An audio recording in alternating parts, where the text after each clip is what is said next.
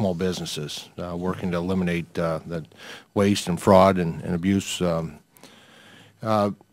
Administrator Mills, one of my questions is, since our last hearing, what further actions has the Small Business Administration taken to remove and to eliminate firms that do not qualify under HUBZone or the service disabled programs?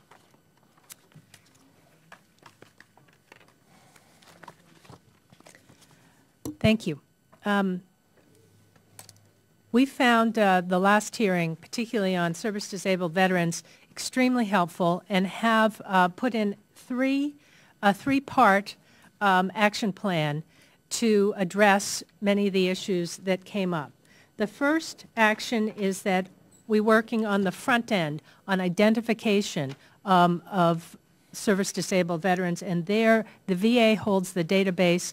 I've met with General Shinseki and with the deputy. We have their cooperation now on improving that database so we can find out who is a service-disabled veteran. The second thing is that we've enhanced our bid protest process, and we're now doing about double the bid protests. If a service-disabled firm is found to be ineligible, we require them to delist themselves from the contract register, the CCR, within 30 days. If they don't do it, we do it. So an ineligible firm can't stay on there, which was something that we found was a problem. And the third is that we've reviewed, there were 10 examples in that last, it was a GAO report, and we have investigating all 10. We've referred all 10 to the GA, and we are pursuing with anybody who is proven to be acting inappropriately to the Department of Justice. And follow-up, given the GAO report on the problems with HUBZone service-disabled veteran contracting, it sounds like, and I throw this out there for you to respond to, has the agency has become more aggressive in suspending and preparing debarment proceedings against federal contractors that found to be ineligible. And yes, okay. We call that going after the bad actors. Okay, very good. The I read that the White House sent out kind of different question, sent out postcards to millions of small businesses concerning tax credit in the recent health bill. And what actions has SBA taken to inform small businesses of the potential impacts of the health care bill, such as mandate to provide insurance to the employees, the details that businesses need to know proactively to prepare their business plans? Right now on our website, you will find a very clear description, if you're a small business, of how to understand if you're eligible for tax credits. We have estimated that about 4 million of 6 million employer-owned employee small businesses could potentially be eligible, but it's hard for them to know. So it's our role to walk them through it. We are also committed to training and educating all of our 900 small business development centers and our women's business centers and our SCORE representatives so that they also could walk a small business through it. And I don't know about you, but I personally have actually walked a number of small businesses through this question because this is money in their pocket in 2010, and they need to have it. Okay, thank you.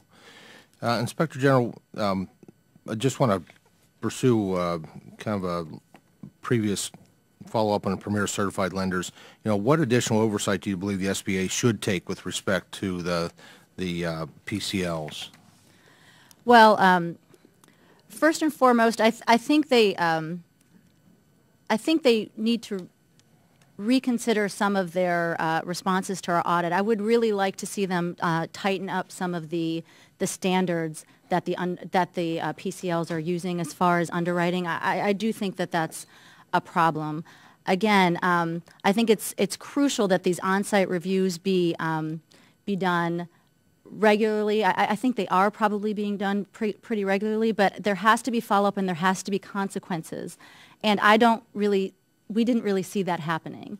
And they don't always have to be just bad consequences, but I do think that they need to be encouraged and told to be more prudent in some of the practices. I really think that that was the main... Would the gentleman yield? Sure, please. IG, one of those areas that really raise concern could be the exorbitant salaries that some of the CDC executives are getting. And the IRS reported that some of them executives make more than $500,000 a year, with some earning close to $1 million annually. Isn't that contradicting the mission of the CDCs? With the exception of a very few CDCs, which were not part of our sample on salary, these are nonprofits. Mm-hmm. And so these are eye-popping salaries. And again, the crucial thing for us is all the money that's being paid to salaries is necessarily not available for either reserve or for economic development in that community. And that's really what those CDCs are expected and really charged with doing. So it is a concern. And so I hope that they do follow through with their agreement to look at maybe some requirements on reserves, how much needs to be there. Is that an area for SBA to? Absolutely, yes. Thank you for yielding. Do you have more? No, my time had well expired beyond at that point when I yielded. Thanks. Mr. Schrader. Thank you, Madam Chair. Following up on that last line of question, I guess ask the